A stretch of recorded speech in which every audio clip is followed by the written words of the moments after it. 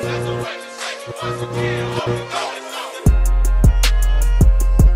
topic that we're going to cover is this the last straw for Kyrie Irving?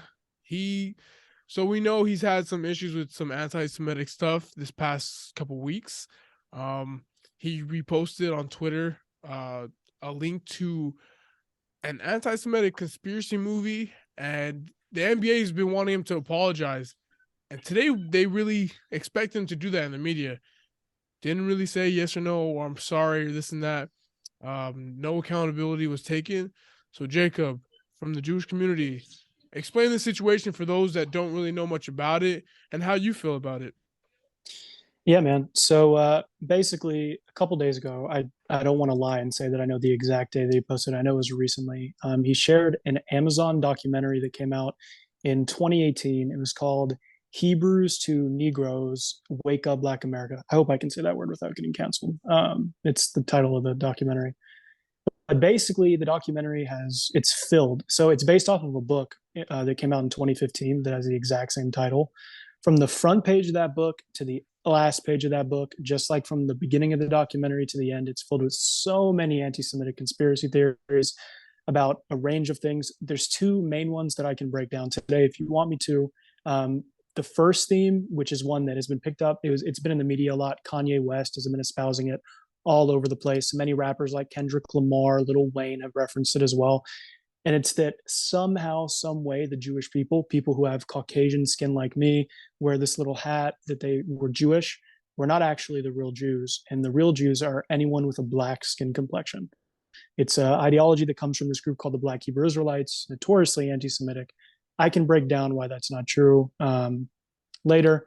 But the one that is a very prominent idea in this documentary from what I've read, I'll admit I haven't seen the documentary, but I've read a lot about it. One of the main ideas is that Jews somehow, some way, disproportionately controlled the Atlantic slave trade. Now, if you know anything about the Atlantic slave trade, I don't need to give a history lesson on it. It's when non-African countries went to Africa, primarily white and skin complexion countries, went to Africa, bought slaves from other Africans and brought them over to their own continents and put them into slavery.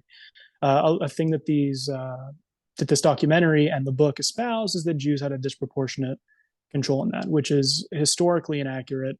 And this idea is one, dangerous, and two, it's kind of ironic because it's the complete other way around between the Jewish record on civil rights. But I can get into that later. Yeah, so I mean, there's a lot of stuff to take away from the whole situation. Palma, I'm gonna go to you. More on the basketball perspective. What's up with Kyrie? Like, where do the Nets go from here? Like, how do they recover from the situation? How does Kyrie Irving recover from the situation? I feel like obviously I think it's affecting his game to some extent. Chemistry's not there. It looks like Durant might have been right Mm-hmm. requesting that trade. I feel like he wanted to get out of there in the summer for some reason, and then all these rumors that were surrounding Kyrie that he wanted to leave, and then maybe he didn't want to leave and he didn't say that, and now you know Jacob explained that book that Amazon, it's a movie, right, or a Yeah, documentary movie film based on the book. It's a documentary based on a book with the same Mm-hmm. title. that I've never seen. But obviously I don't. I mean, like now, with Kyrie saying all these things, first saying that the Earth was flat, and then going anti-vaxxer again. Like I don't care about that. And now this, it's like, geez, we were texting earlier, and I'm like, he's going down this rabbit hole, and I don't think Mm-hmm. he's going to be able to climb out of it. Mm-hmm. And then today, to our surprise, he gets suspended for 5 games, non-pay, and I think that's temporary. I believe that it's going to probably, because it said, I believe on the tweet said that until he apologizes or something like that, or says Something something like that. different. Um, He's not. It doesn't look like he's gonna apologize. His chance was today. It's sad because he's such a talented player. He's one of the most skilled players of all time, and it's just you see what's going on with Kanye West and Antonio Brown. It's just sad to see this process go on. Jacob, I want to go back to you. Mhm. Like I said, you're Jewish. How does this make you feel? Not only the Kyrie situation, but stuff going on with Kanye West as well. Yeah, so earlier I mentioned that this whole idea, especially the one of Jewish people being responsible for the Atlantic slave trade, I said one, it's dangerous, and two, it's historically inaccurate and ironic on how inaccurate it is. First, let me break down the inaccuracy. So, contrary to what they believe, Jewish people, sure, there were some in the United States, primarily I think in South Carolina, that owned Jews, but it was such a disproportionate lower amount of Jews than whites that owned slaves. So Jews have never had a big presence in the slave industry, only this very small minority of rich Jews. But to the contrary to the idea that this documentary espouses, that Jews are the ones that screwed over the Africans, the ancestors of many of the Black Americans today, it's completely opposite. During the civil rights movement, the movement that, as you know, through the last century, 1900s, uh, Jews were disproportionately involved in that movement. I mean, you'll see mainstream public rabbis, some of the biggest rabbis in the country at the time, walking arm with arm with Martin Luther King Jr. down public roads. I mean, there's famous photographs of this. So the whole idea that Jews are like, they're responsible for the Black history being terrible in the United States and all that stuff, it's inaccurate. Now, here's the dangerous part, and I can also tie this into the Kanye West thing, right? A lot of people are arguing, are these comments inherently anti-Semitic? Are they anti-Semitic? The thing is, I care about all of that and I'll make that debate. But the problem is the real world effects that they have, especially people with Kanye West, when he tweeted out his tweets, I'm going to go DEFCON 3 on the Jews. And, the Jews did this, the Jews did that, the Jews control this, the Jews control that. At the time, Kanye West had 31 million followers on Twitter. There are only 15 million Jews in the entire world. For every follower he had, for every Jew in the world, there were 2 Kanye West followers that could have seen that. Like, it's insane, the disproportionate amount. But then when people like Kyrie are posting this, who, I know there's a lot of NBA fans who are not African American, but I know he has a lot of African American fans. Jewish people only comprise of 2% of the United States population, yet they're victim to 60% of all religious-based hate crimes. So now, I don't know how many followers Kyrie has on Instagram or Twitter where he posted this. I'm assuming, I don't know if it was Instagram or Twitter where he shared it, but I'm assuming it's in the millions.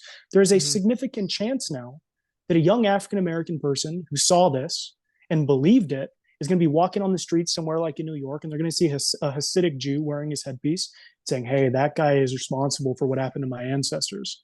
And they're going to continue to violence. That's why the rate is so high. Yeah. And a lot of these violent attacks against Jewish people that are religiously merited come from the Black community. Not all of them.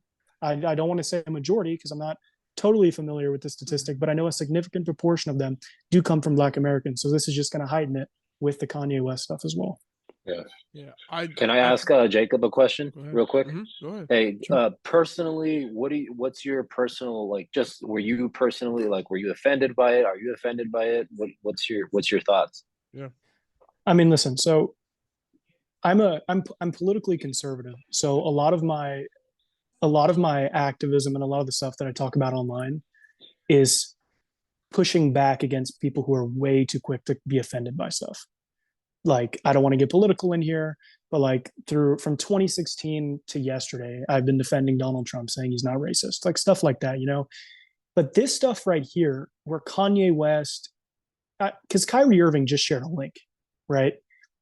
Kanye West coming out and saying all this stuff, the conspiracy theories that are espoused in both this documentary, as well as some of the stuff that Kanye has been saying, are conspiracy theories that throughout history have subjected the Jewish people to genocides, most recently the Holocaust. There's also been numerous pogroms throughout Europe. The Jewish people, dare I say, are the most historically oppressed people on the face of the planet today. No other group of people has survived the type of stuff that the Jewish people have gone through. I like to believe that's because of the grace of God. However, historically speaking, there is no group that has been through as much as the Jews has. And it's because of these same conspiracy theories. These are nothing new. Jews being in control is nothing new. Jews being greedy with money is nothing new. That has roots into medieval Christendom within the medieval ages, right? And the thing about it that has me feeling like a Jew, I love the United States of America. I love our Constitution. I don't think anything will come out of it legislation-wise to discriminate against the Jewish people. I don't think so. But you have to learn from history, and it's important to draw these parallels and look at these repetitive conspiracy theories that are coming out. So yeah, I was a little bit offended. I had family that died in the Holocaust, and I don't like to see the same things repeated. it caused them to have their demise. But I mean, at the end of the day, when people share facts that are not historical, instead of getting offended and crying about it, it's the duty of, I mean, Jews, obviously, but anyone who really cares about what's righteous to push back and give the correct historical facts. So Kanye West, completely incorrect. Kyrie Irving's documentary, completely incorrect. I mean, it's just, that's how it is. I I call it as selfish. I think, like you said, 33 million followers and 31. 31. 31. Donda Academy for Kanye West. Donda Academy is a new school that he tried opening up where it could be more athletic academic schools where players in the top of the country players play there and showcase their talents. Now the school can't get into big games anymore. My question is this really worth it for these guys? Like you made all this money, you have such a big following, you're using it in a bad way. In my opinion, I just feel like kids are losing opportunities. You have kids that are looking up to this growing up, which Kyrie Irving came out and said some of that stuff wasn't true in the first place in the film. How like I don't know. P, what do you think the ramifications could be? How do you feel just about the negative effects it could have on the youth going forward? Well, like Jacob, I think Jacob hit it right on the nail. Like saying that there could be a little kid, and he's a big Kyrie follower, loves Kyrie. Like me, being a big when I was growing up, growing up with Kobe. Damn, anything Kobe would have said, shit, I Yeah. I would have gone with it. So like Jacob said, so he put little things in kids' head and think like, oh yeah, that guy's responsible for what happened to my ancestors. And yeah, it's Jacob, like that's why I asked Jacob, help me, educate me on that because I'm not really educated in that, in that form, that type of stuff. But yeah, he's going too far. I think like, yeah, sure, anti-vaxxer, do whatever you're about, it's your body, do whatever you want with it. Um, and at some point he's got to stop. And because I mean, yesterday I think he came out that he's donating like $500,000 to some. They rejected it though today. Today they have rejected it, the anti-discrimination. I'm not sure what the group's name, but they rejected it because they're like, "Hey, it wasn't Yeah, sincere. He didn't say he's sorry," and they couldn't take the money. And I agree. I mean, like I said, I think it's just a very selfish thing that both of these iconic people are doing. Like yeah, he's you're going down a affecting little hole kids, that he man. can't come back. He can't get. Yeah. He's not gonna be able to get Uh-huh. it. Like Yeah, I say we the same wanted thing. him in LA before all Mm-hmm. this, and now I'm like, I don't know, like how, like I don't know, because LA is a bigger market. I believe than New York. Maybe the same, but Well, like they're to in me, Brooklyn. basketball wise, Yeah. LA is bigger. Mm-hmm. And he has an even bigger, I'm not sure if, Jacob is familiar with this, but when you're in LA, when you're playing for the Los Angeles Lakers, like you have a microscope on you. If you perform Mm-hmm. bad, you're gonna get, excuse my language, you're gonna get shit on. If you're Yep. doing great, we're gonna worship you. So Kyrie comes in with those beliefs in Los Angeles. It's like, no, you get like, it's not gonna work. So let me ask you this, Palma, to get on the basketball track, kind of like I asked you earlier. Where do you see Yeah. his career heading? He's up. I don't believe he didn't sign an extension last summer. I don't believe. Did he? I gotta double check that, No, but he no, didn't, right? Yeah. So no. you you've seen guys like Stephon Marbury, NFL terms. You've seen Antonio Brown. Is there a chance that he could be blackballed next year? I don't, he's a smart dude. Like I'm not gonna take that away from him. He seems like really, he's a really smart guy. He knows his stuff, but like I said, I don't know, man. This is tough. This is a tough situation, especially with that interview today that he Mm-hmm. said. He's not. He just kept being, kind of like a smartass and just kept saying. I forget exactly what his quote was, but he, like you said, he didn't answer yes or no. I know where And it if he comes from. doesn't, and like Yeah, I he don't know, said like it's not. He said he can't be anti-Semitic because he knows where he comes from. I hearing that, I think he's alluding to the thing that I was talking about earlier, how every yeah, black person is supposedly a Jew, so he can't hate Jews. That's what I think he's talking Mm-hmm. about. I could be wrong. Yeah, That's what I got out of it. that's what So I took too. yeah. Um, So I mean, if he apologizes now, I feel like Jacob's here. We can ask him. Like I don't think it's going to be sincere. it's going to be like, you know, oh, I'm all right. It's for my Mhm. career. I guess I have to, you know, he has enough money to retire. Doesn't, you know, if he's like, you know, supposedly, you know, like he speaks the truth and, you know, he's all the, you know, this type, like, then, you know, retire because the NBA is going to continue to try to shut you up. Yep. You can't be saying stuff like that, like for many reasons, Yeah. Mhm. not just for basketball reasons, but for like Jacob said, you know, putting something in some kid's head and thinking like, oh yeah, you know, Jewish community is against me, so I have to grow up that way, thinking that way.